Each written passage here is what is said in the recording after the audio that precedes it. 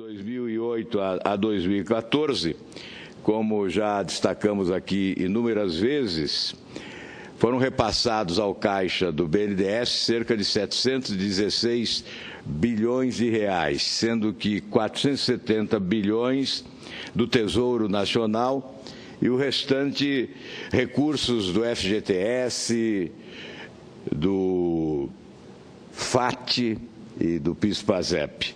Portanto, recursos dos trabalhadores brasileiros. Esses recursos foram repassados no ano de 2008, 159 bilhões do FAT, PIS/PASEP e FGTS.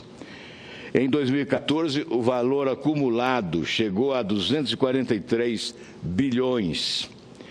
Já os aportes do Tesouro foram de 43 bilhões em 2008 e o acumulado em 2014 chegando a 473 bilhões, como afirmei anteriormente.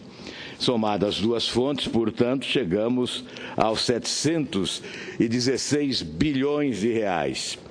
Para fazer aportes no BNDES, o Tesouro Nacional emitiu títulos, pagando juro básico, hoje de 14,25%. Depois, emprestou ao BNDES com juro igual a TJLP, hoje 7,5%. Mas entre 2012 e 2014, ficou entre 5% e 6%.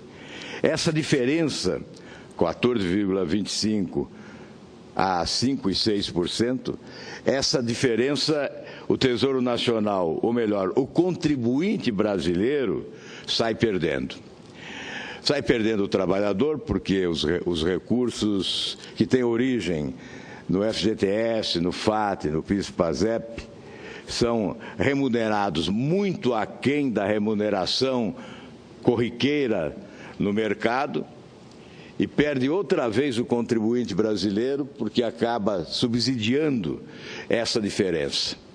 Essa diferença entre o juro pago pelo governo e o juro pago pela empresa beneficiada com o empréstimo do BNDES ou pelo país beneficiado com o empréstimo do BNDES. Portanto, com a estrutura normativa, aliás, é bom dizer o que significa isso em valor, em número.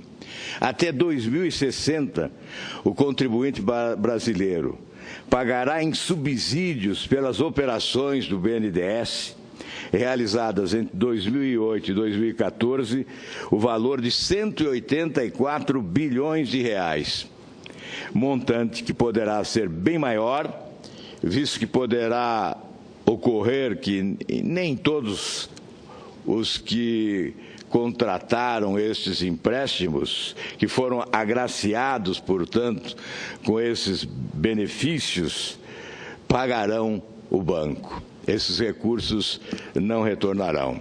Me refiro não só a empresas, como também a países. Nós já temos exemplos de países que não pagam os empréstimos tomados junto ao nosso país.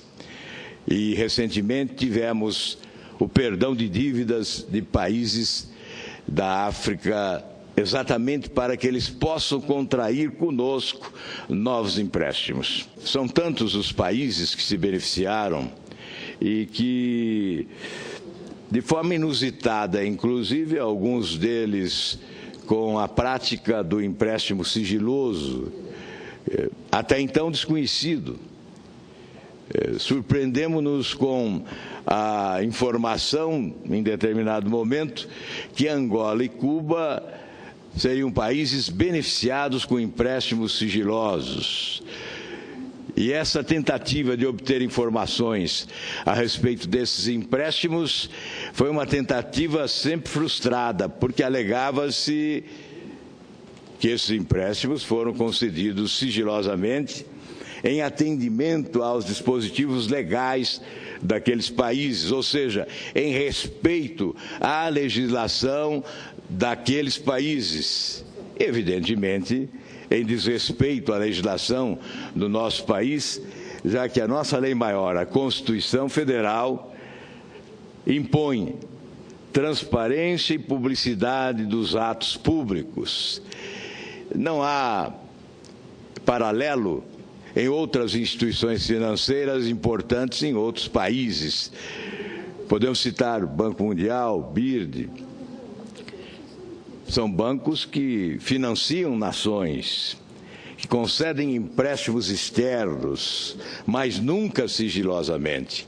Não há o sigilo bancário para empréstimos celebrados entre nações. E é propósito de um projeto que apresentei, aprovado já pela Comissão de Constituição e Justiça, e que deve ter prosseguimento a sua tramitação, projeto que impõe o fim do sigilo bancário para empréstimos, transações entre nações. Dinheiro público envolvendo a nação e outro país é dinheiro que tem que ser do conhecimento da população brasileira, do contribuinte que paga impostos, em relação à sua aplicação e o seu destino, a sua origem e o seu destino.